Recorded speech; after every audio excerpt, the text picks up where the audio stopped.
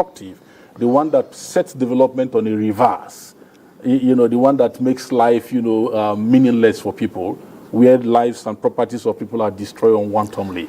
That is the component that we need to deal with. And that brings us to one of the biggest challenges so far in this country, at national level.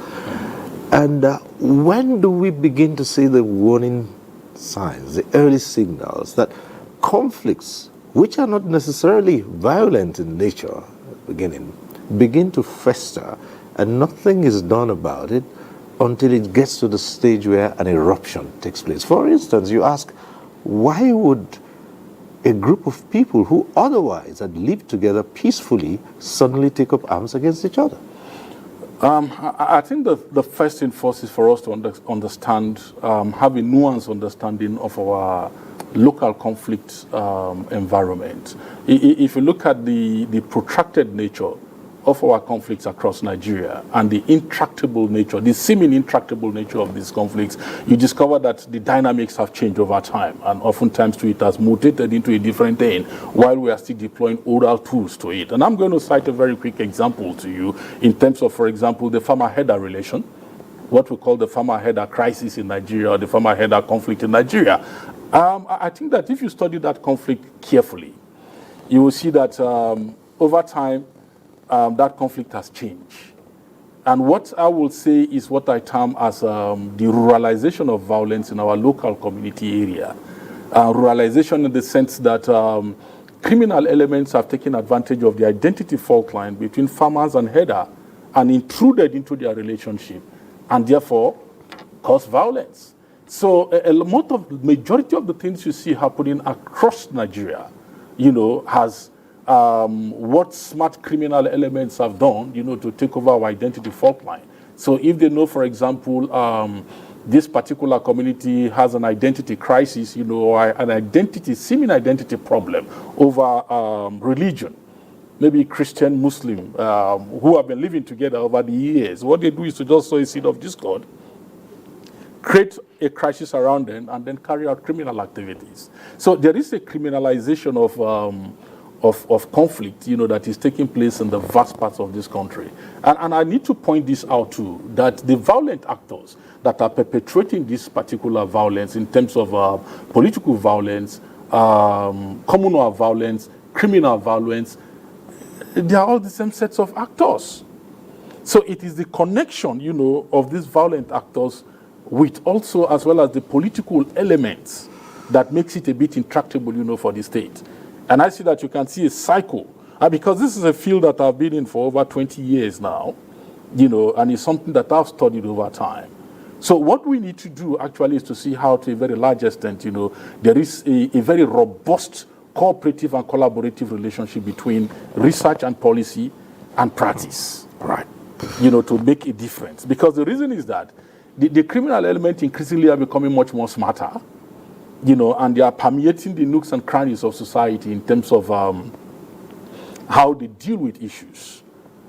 So as state actors, we too need to be much more proactive, much more creative, in how to deal with these problems and reduce the level of violence, to ensure, that certain incidences do not occur. And that is why, for example, if you look at the crisis in some pockets, in some parts of Nigeria, the crisis, they seem endless.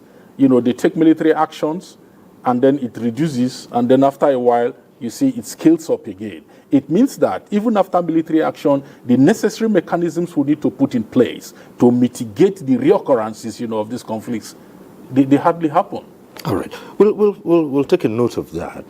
But then let's expand this a little bit more. You talk about not having the necessary tools to deal with this situation. But let's go to the political arena, for instance. The violence and the conflicts in our politics. Mm. And if we say we have had these number of years of uninterrupted transition from one democracy to another, why would the issue of violence still persist? I'm not an idealist, but I'm a pacifist and a peace practitioner and a researcher. But I will tell you one thing, that. In a nation where resources are scarce, that is still, we are still in an evolutionary stage. I'll leave Nigerian democracy at that evolutionary stage. So, and at evolutionary stage, you're going to find so many things, and what you need to put in place is to do some what we call incremental reforms. If you don't do incremental reforms, you're going to do revolutionary reform, which does not bring results. So what we've been doing over in the last 20 years, if you look at it carefully in terms of the electoral reforms, and then I think that political actors need to be bold enough, to take certain reforms, particularly at the National Assembly level, and at the state houses of assembly level, to do very robust reforms. And I'm saying this because there is so much of what I call over-concentration and over-centralization, of power, within Nigeria. If you look at the sub-national level, for example, at the respective states, you see that the power holder is just almost like the governor. The state house of assembly are weak in terms of the capacity for them to perform their democratic duties. And in a society when you find that kind of over-concentration and over-centralization of power, that kind of society becomes much more vulnerable and endemic to likely violence and likely conflict, because the mechanism for conflict resolution, conflict prevention and conflict reduction, in that kind of society is centralized. So even the response system to issues around conflict and all that becomes very weak.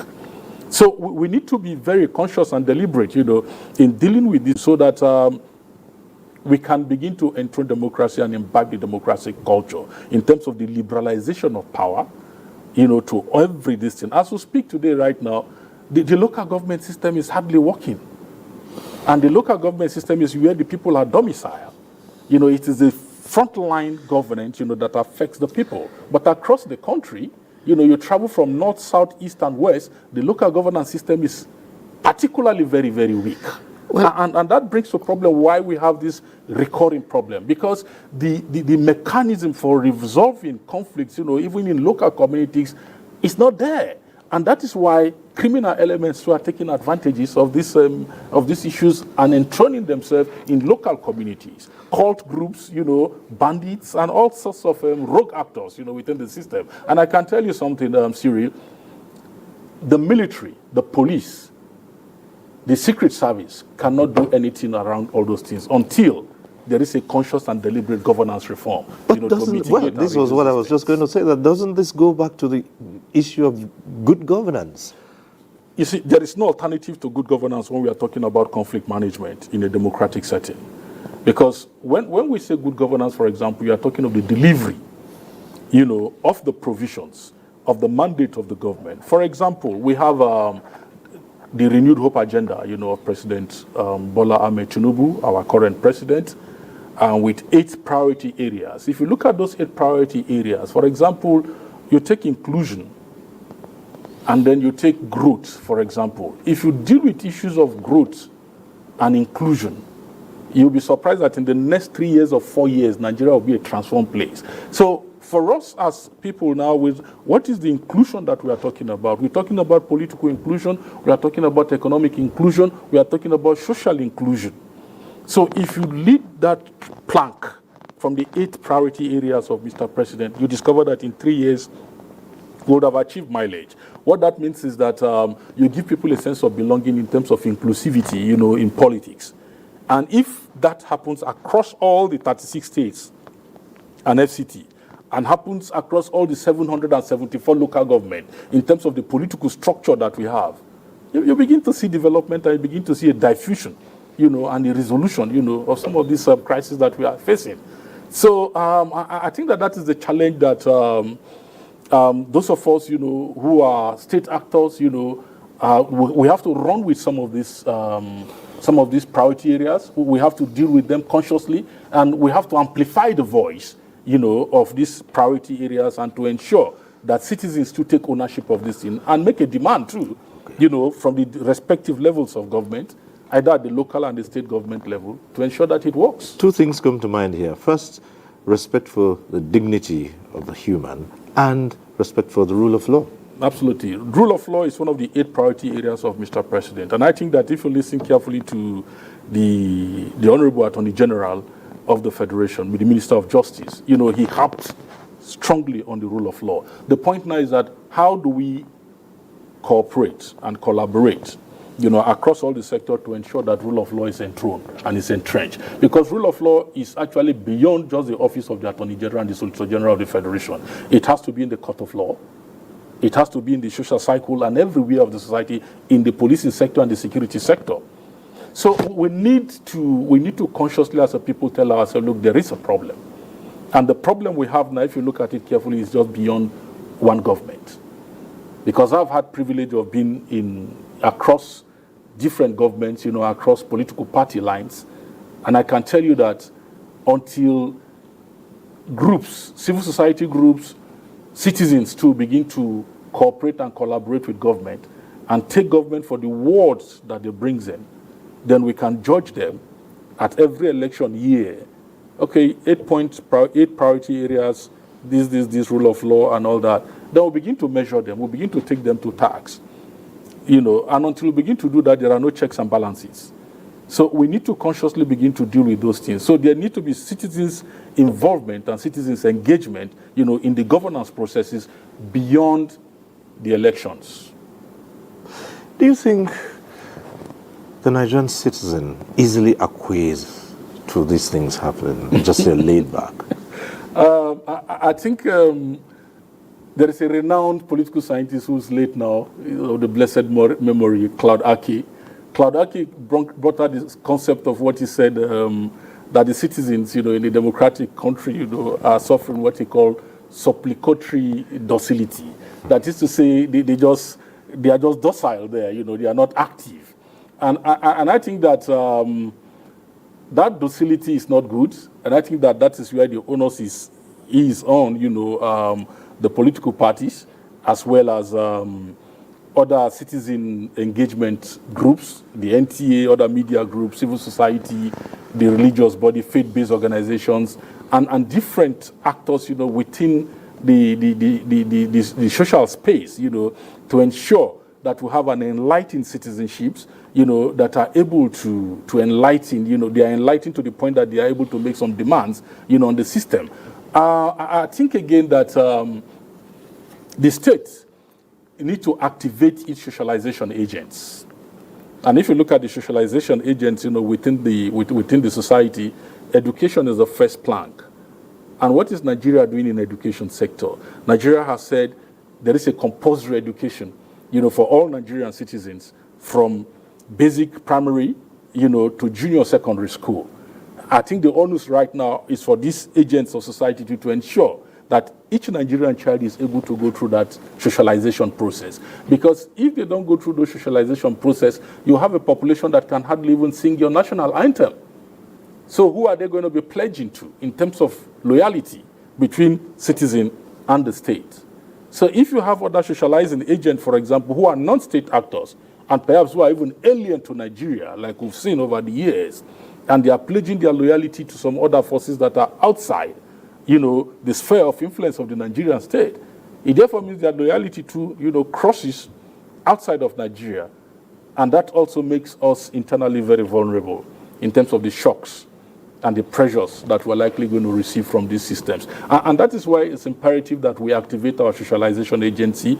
We need to spend as much money as we can to ensure that our citizens are enlightened in the way that we want Nigeria to go.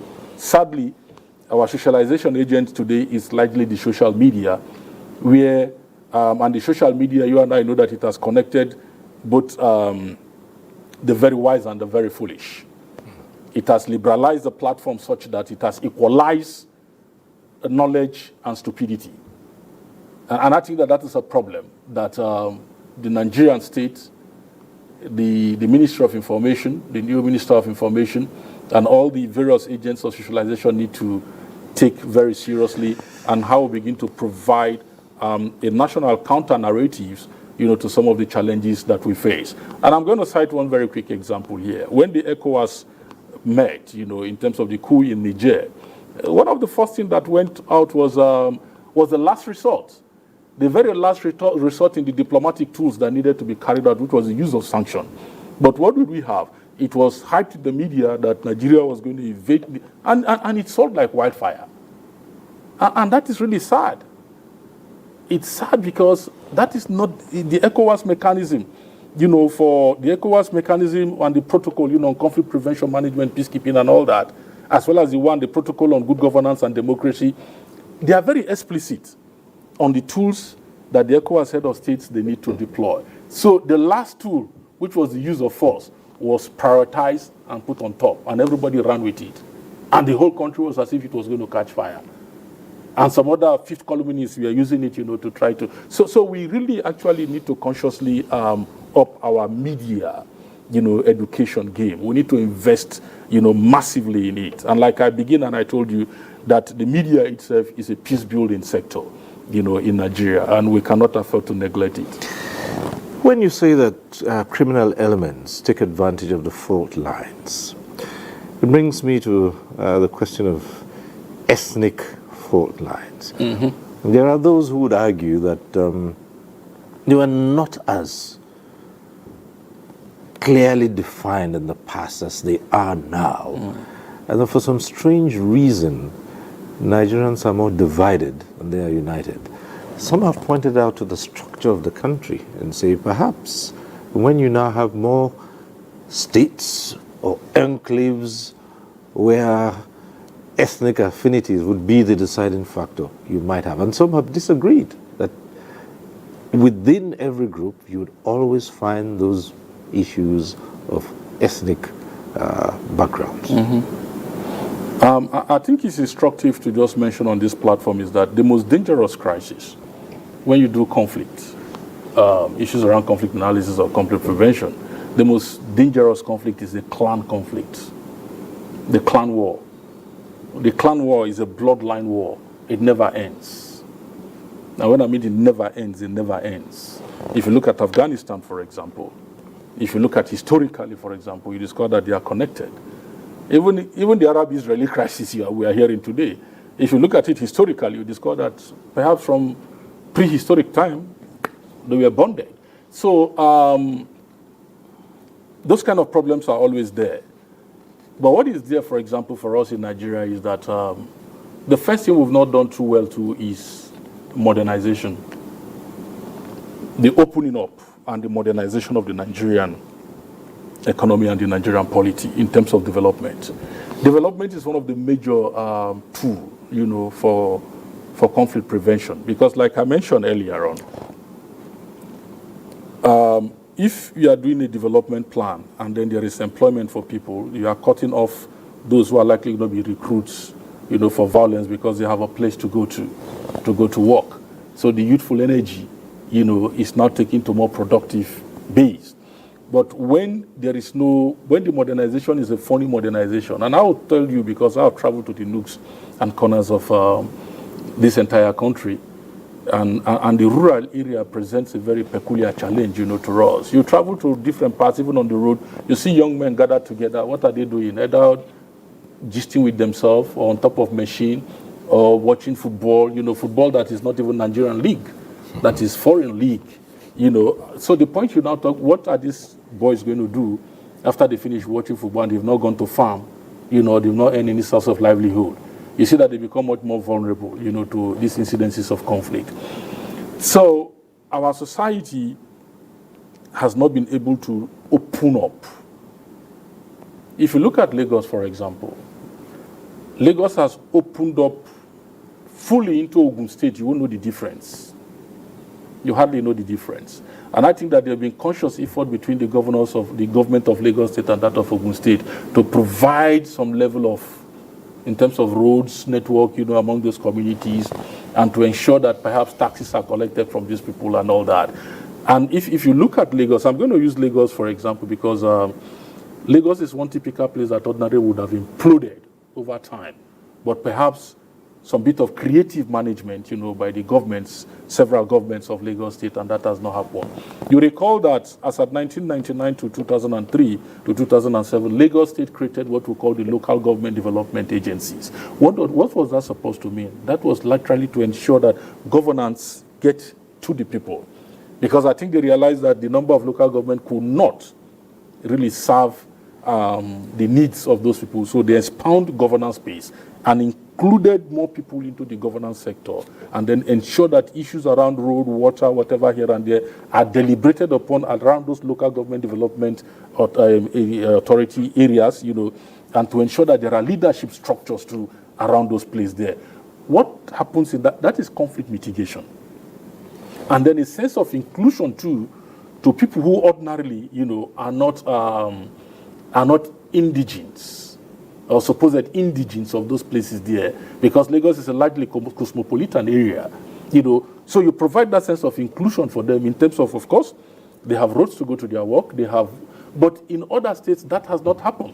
So if you look at the North Central, for example, and several other parts of Nigeria, for example, it is the same old cities that that have remained in spite of the population explosion. So what do you think will happen? There's going to be a squeeze. There's going to be a pressure on the new system. So if you look at Jos, for example, Jos has been the same Jos that over the years, apart from some of the incremental reforms, that previous government have made in terms of little expansion through Rayfield and some other parts. But like I can tell you, it is still the same old Jos. So if you go to Makurdi, it is still the same old Makurdi. And then the productive base of those societies too are not there, to absorb the youthful energy of this population bulge, that we are experiencing across the country. It's the same thing with Kaduna. So we need to consciously open up our economy at the local